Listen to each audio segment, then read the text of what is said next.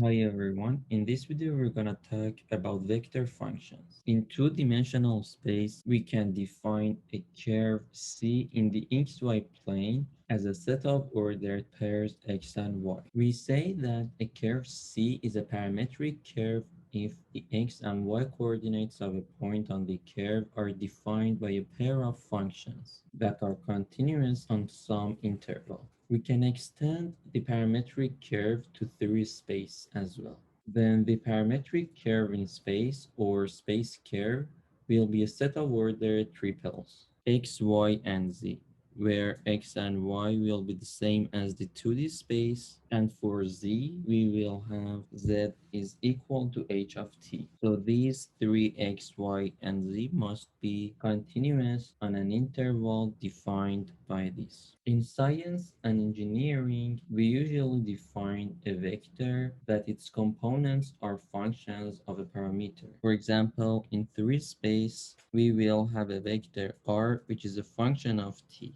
and is defined as follows. Then this vector is called a vector valued function or a vector function. Then at a given value of t, for example at t0, r of t0 will be the position vector of a point P on curve C. So we can say that as the parameter t varies, we can envision the curve C being traced out by the moving arrowhead of RT. Now let's define the limits, continuity, and derivatives of such functions. So the limit of a vector function will be this vector, provided that each one of these three exists. Then we can say that the vector function is continuous at t equals to a if these three conditions are met.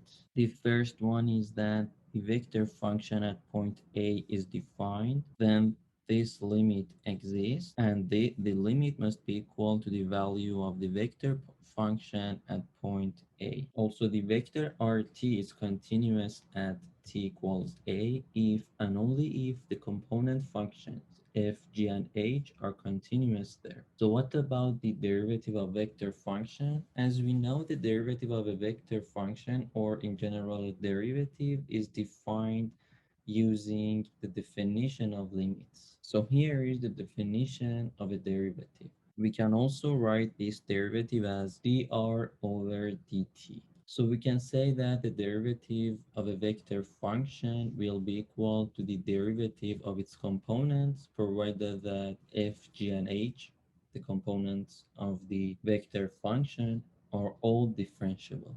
And this can be easily proved. We can extend this equation here, where this vector is r at t plus del t, and this vector is the vector r itself. And we can write this as this. As you know, this vector minus this vector will be equal to the first components of each, the subtraction of the first components, the subtraction of the second components, and the subtraction of the third component. And also we brought del t inside the vector. And as you know now, each one of these terms are the definitions of the derivatives. So now we easily prove that this equation is valid.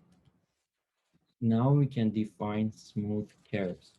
Whenever the component functions of a vector function have continuous first derivatives, and that continuous first derivative is non-zero for all values of t in an open interval, then we will say that the vector r is a smooth function, and then a curve c traced by r is called a smooth curve. So now we want to talk about the geometric interpretation of the derivative of a vector function. So let's say that we are in a 3 space and we have a curve and a point on the curve. Then the position vector of this point will be r t at time t. Then at a later time, let's say after del t seconds, point P will be here, and its position vector will be r at t plus del t. So now we can form the vector del r, which will be equal to the vector position at time t plus del t minus the vector position at time t, which is shown in green. Then the vector del r over del t will be equal to this vector. And as you can see, del r over del t is some constant 1 over delta t multiplied to the vector delta r, which means that these two vectors are parallel to each other. So this will be the vector del r over del t. So if we assume that this limit exists, it seems reasonable to conclude that as del t goes to 0, then the position vectors rt and rt plus del t become close. And as these two vectors become close to each other, we will have the following shape. So this will be point P, and as del t goes to 0, it means that it's very small. Then this will be the position of point P at a later time. Then this vector will be on this line. For example, it can be here. So as you can see, this line here is the tangent line at point P. So we can see that the tangent line at point P is defined as that line through P parallel to r prime t. So now we can go to higher order derivative. Again, let's say that the vector r is defined as here. Then, for example, the second derivative will be equal to the second derivative of each component. And for the chain rule, let's say that r is a differentiable vector function and s is a differentiable scalar function and is defined as a function of t. Then the derivative of rs with respect to t will be equal to this equation here. So in here we assume that the vector r is a function of a scalar s, where the scalar s is a function of t.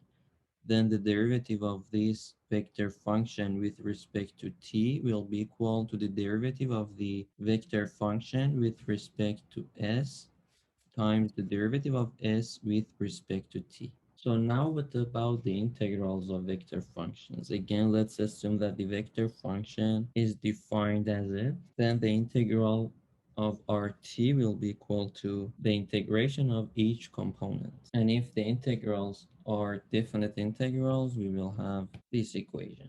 If the vector r is a smooth function, then it can be shown that the length of the smooth curve traced by r is given by this equation. So that was it for the vector functions.